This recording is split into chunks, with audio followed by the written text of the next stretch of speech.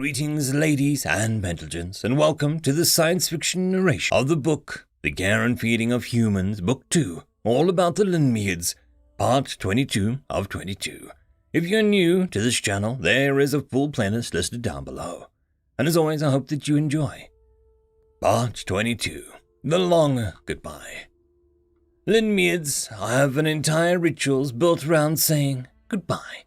When visiting Lynae on their home world, leaving is usually the least 3-day process.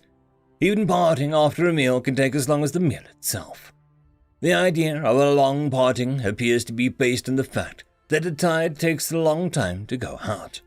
So, if you're traveling to the Lynae homeworld, be sure to factor in at least 3 extra days of food and song to say goodbye. The week review of ontological species studies, all about Lynae, The Long Goodbye, published by Glass and Steel, all about Lynae, translation engine 3.1415. Terror picked up the book and looked at the cover for several long seconds before he looked up at Captain Raccoon and said, "What happened to your leg?" Captain Raccoon coughed. "I was not injured as I appeared to be. Trolls are not as hardy as humans, but we are pretty tough. The rockfall caused damage, but nothing life-threatening." "The glint logged your deal with the aggregate," Grove said. "They said that they get the FTL drive from the crash site, but it couldn't be logged unless they were stated what you were getting. We know it didn't say children, so what did it say?" "We were allowed to keep the rest of the ship as payment, while the glint wanted Steve's FTL technology. I was far more interested in Steve's stealth technology. Landing an FTL ship on a planet is well and good, but it's still more cost-effective to use the shuttle. But stealth technology," the captain cocked his head, "that would be very helpful to people in our line of work. However, salvage laws still apply, so I can only count on keeping what I could carry with me. I was able to access his data chips when we got off his ship, and I smuggled them aboard the Nonsuch by test smuggling them past you. I inserted them into my wounds on my leg." "That's pretty hardcore," Nate said. "So, those were the spots we saw in your scan," Zoe said. "They were data chips. I am hoping that we can access the data after Dr. Livesey extracts them from my leg. It may take a while to get Steve's password. He loved coding in a computer language called C. I don't suppose any of you know that language." Captain Rackham looked hopefully at the team. "You are operating under the assumption that we will help you," Annan said. "I don't think we've reached that consensus yet." The captain tipped his head in agreement. "Your bracelets are by the door. You are free to wear them or leave them. You are allowed to every part of the ship. I hope you all will join me at breakfast at 8 bells tomorrow. But for now, I must have these data chips extracted." It was perhaps no surprise to them that the team found themselves back at their quarters. It was less than a couple weeks since they'd been here, but everything felt strange. Bubsy decided that everything needed to be investigated and proceeded to do so with enthusiasm. Nara sat down, but Zoe didn't. She still was rubbing her wrists where her manacles had been. She walked in furious movements around the room until Bubsy came over and begged to pick up. "What we have here," Tara said, "is a classic P versus NP problem. Do we trust the captain or not?" Zoe's arm and attention were full of Bubsy, but at Tara's words she stopped and looked at him. "That's exactly it. There are so many unanswered questions. We know he can spin a tale. Do we trust anything he says?" "Do we need to?" Nate asked. "If he wants to hurt the glint, I'm on board. I have my own reasons. I don't need his reasons." "But do we want to work with him?" Nerif asked. "Is there any way that we could trust him, so that we could work with him?" Now that Zoe had picked Bubsy up, Bubsy wanted to go down again, and struggled her way out of Zoe's arms. She headed over to Alan and demanded that he pick her up. "Here's the problem," Zoe said. "He could have told us what was going on 1,000 times, and in 1,000 ways. Why didn't he?" Nerif chewed her lip a bit and said, "I think you're thinking of him like a human. Trolls are," she shrugged helplessly, "not human. I can't think of another species that is more family-oriented. His children were at stake. He would literally do anything to save them. Trolls are only hired in 3 mated groups of 3.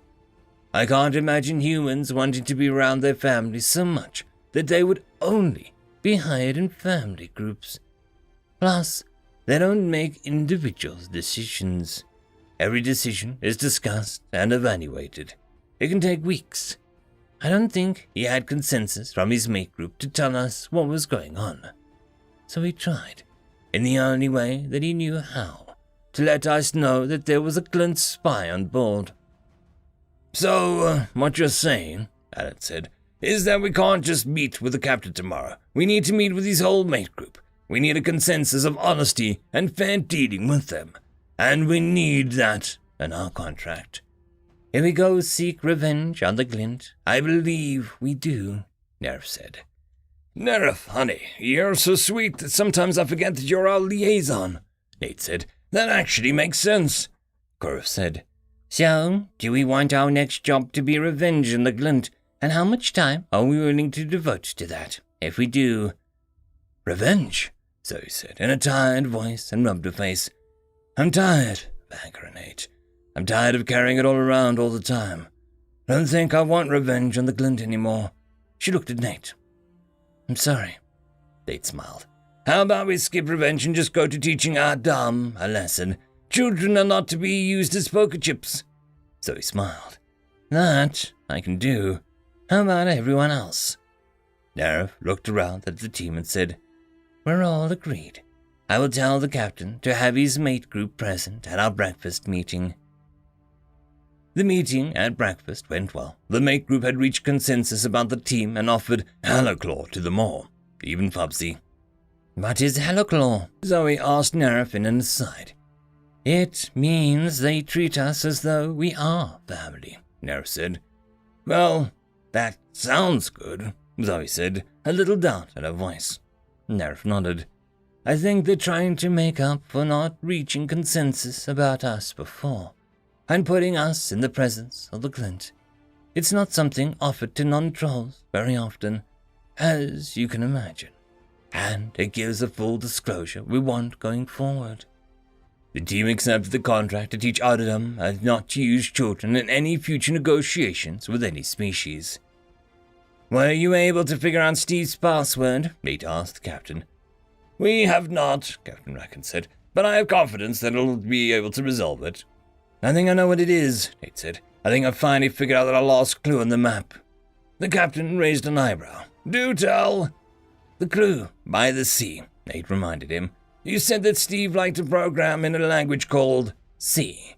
Well, that's pronounced the same, even if it's not spelt the same. And you said that it's pretty contrary. The clue said bye, and the opposite of bye is hello. And when you're learning to program, the first program you create is... Nate pointed his hand at the captain and waited. Captain Rackham shrugged. Zoe groaned and said, Hello, world. Nate grinned and nodded. Try hello, world, and see if it gets you in. As they were getting ready to leave the captain's quarters, Dareth said, I think the first thing we need to do is find your mole, Captain. Nate threw an arm around Tereth's shoulders and said, Now you're starting to think like a human, Tereth. Good job. Nerf hung back while everyone else left until she and the captain were the only ones in the room. Captain Rackham, she said, as a liaison, I have something to tell you, officially.